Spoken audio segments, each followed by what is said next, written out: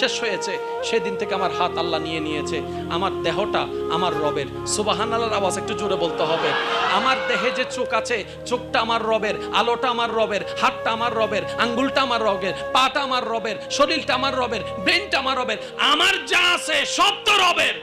আমার বলতে তো কিছু নাই, আপত্তি করব কিভাবে? তাই সর্বদা শুকরিয়া আদায় করিস।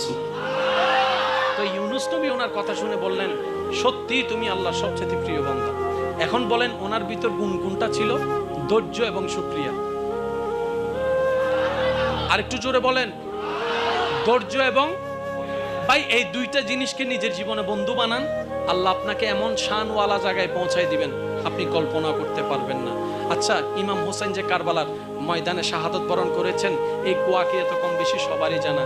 নবী রহমতুল্লিল আলামিনকে আল্লাহ আগে থেকে জানাই দিয়েছেন। উনি কি একবারও দোয়া করেছেন আল্লাহ কাহিনী পাল্টাই দাও? ভাই শুনি নাই আমি।